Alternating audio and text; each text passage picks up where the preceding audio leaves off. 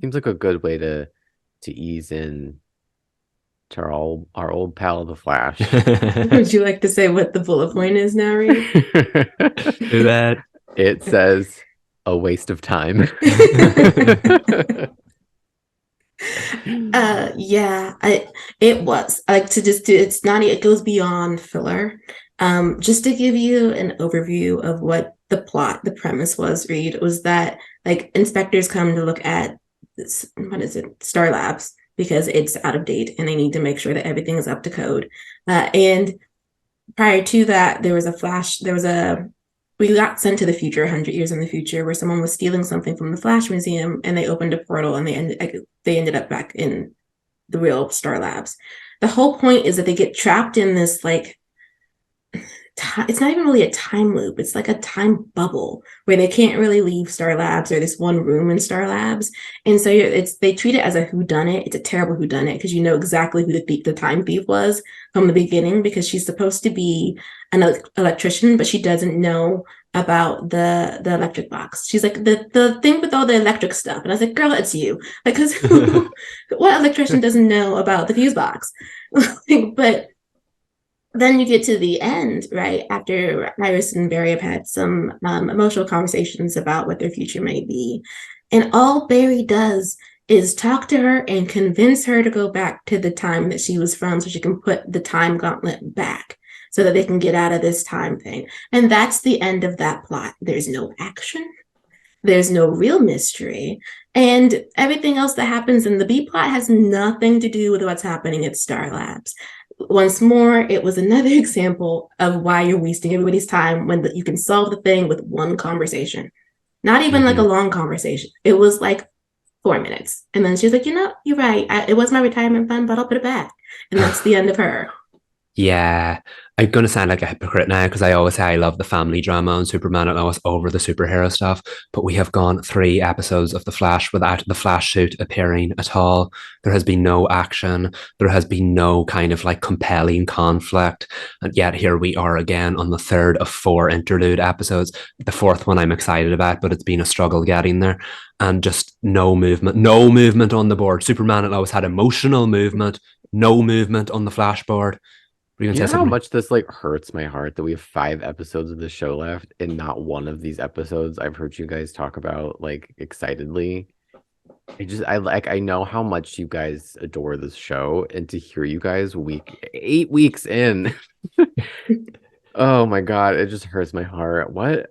How does this make any sense? It doesn't. And like we all watched the premiere. We had that with the dare I say starting strong was kind of even the worst crime they could have committed because it convinced us that after multiple failed attempts, we were finally going to have a decent season. And here we are right back to square one. The first episode was great. The 7 or 8 that have followed since have been the best we can hope for the Flash now is great episode. What was the point in that? That's the best we can hope for right now because everything else has just either been bad or mediocre or a missed opportunity. Um, my problem with this app, this reminds me of the Cecile and Allegra and Chester one, Sabrina, because again, it was just a fine episode, but it was out of place in the final season, and it amounted to nothing. And again, you were more interested in storylines that weren't being played out on screen instead of the ones that are. Um, yeah, my biggest issue with this is the stakes and the way characters behave. I think we talked about this yesterday in one of the calls with other people when we mentioned how comedies tend to have smaller stakes than drama shows. This is what The Flash has been doing. The Flash has end of world stakes. But this episode's highest stakes where Barry's like, Nora's arriving in 7 months, so I've decided to stock up on her favorite ice cream now, even though she's not going to like it until 23 years from now. And we need to build the cot and the bed. That was cute, but we didn't actually see it play out. Barry had it done while Iris was like, why are you doing this so early? And honestly, girl, Sam.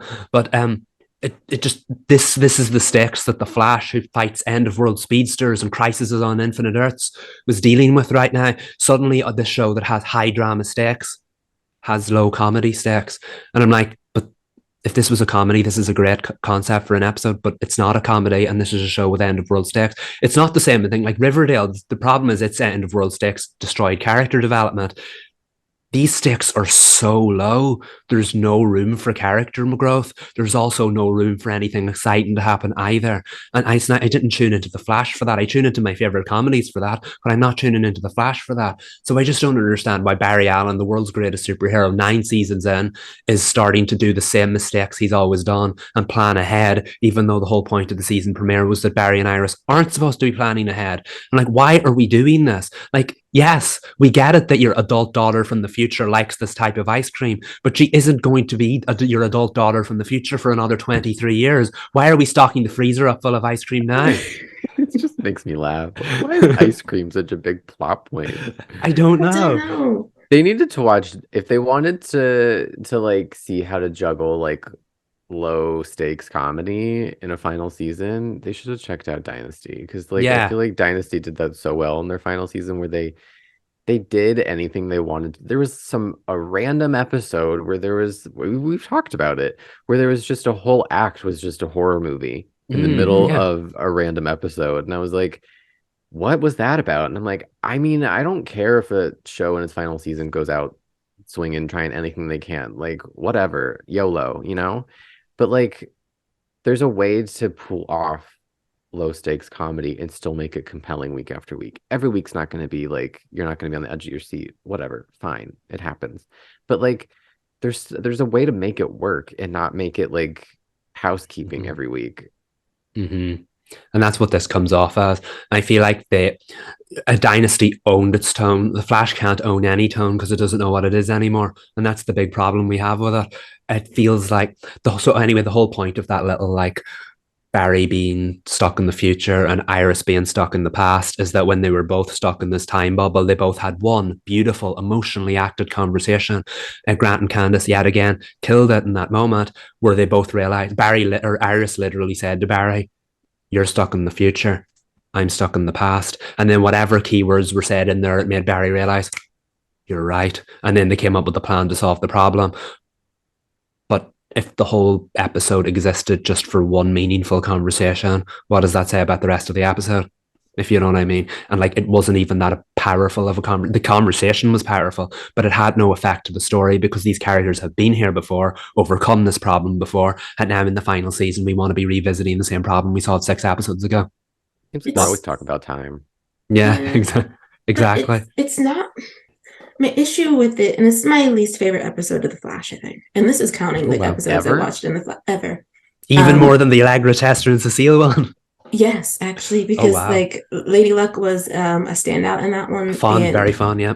it was a solid episode. It just didn't deserve to be in the final season. Like there, and I thought that they could have done better with how they arrived at certain things in the episode. But this one, it's the type of it should have just never have happened because it does. No, we'll never beat that criticism. That's just perfect. Because so like you said, the vehicle, it seems, for the driving part of this episode is the emotional conversation that Barry and Iris had. The issue with that conversation is that Iris has had the same realization every episode this season. I need them to let it go when it comes to her struggling with her future in regards to having a child and what it means for her having to slow down.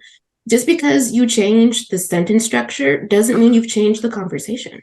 It's still the same plot for her. And I'm like, you didn't have an Iris plot. You couldn't have possibly had an Iris plot because she's not doing anything. Like she's arriving, like we had a wonderful premiere episode. We had some more exploration of her being scared that because her life is dictated by what happens in the timeline, she'll never be surprised by anything. But how many times can we have that conversation? And how and then when you put it in with her talking about pregnancy brain, which is a real thing, but they played it as a comedic, and I was like, well, actually, it's distressing for a lot of people, because there's pregnancy brain and there's parent brain. So she can't remember things right. And I wonder what that would be like as a reporter when you're trying to lead your group and you say the wrong word or you misremember facts. Like I know Candace did amazing in that scene where she balanced both the emotion and the comedy of it. I just didn't care for it. It's just one of those things where how bad does the writing have to be that the Cecile, Allegra, and Chester plot has more stakes and is more compelling then what is happening with Barry and Iris? Which is saying something because people get turned into statues and are proposed dead in Barry and Iris's, and I still didn't care. I think it's because they made him the statue of David, and at that point I was like, we're ridiculous. It's just not happening. But I am just to move to Cecile, Allegra, and Chester with do I think them saying I love you was too fast? Yes. But did I enjoy Allegra's conversation with Cecile, which should have happened with Chester?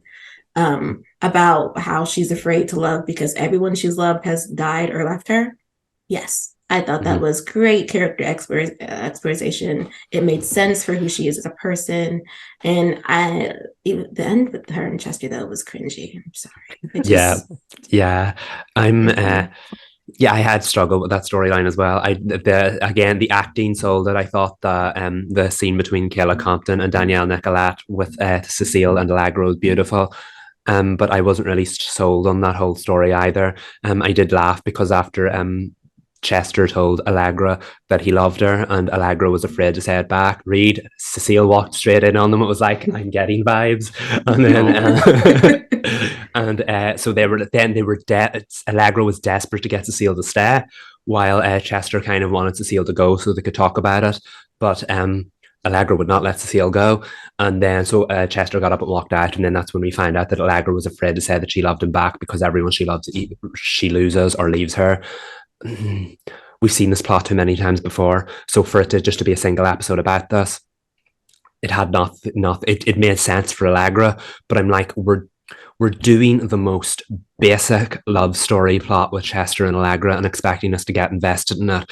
They have their first kiss. Oh no, that was a mistake. 5 episodes later, you're all I want. How could I have been so stupid? Now another episode later, it's like, I love you. I can't say it back. And it's just like, I feel like if we had more time to breathe with the story, it would have made sense. I get that they have a final season, but then you look back at what they've been doing with that final season and you're like, actually, they did have time to tell the story better. They just haven't been. I don't want to sound like I'm always railing on every single story they tell, but it just feels like they're so caught up with telling the boring episode of the week structure that actually important, decent character arcs get thrown by the wayside. And even my least favorite characters, Chester, Cecile, and Allegra, the exact same thing happens to them. I want more for them. I want more for Barry and Iris.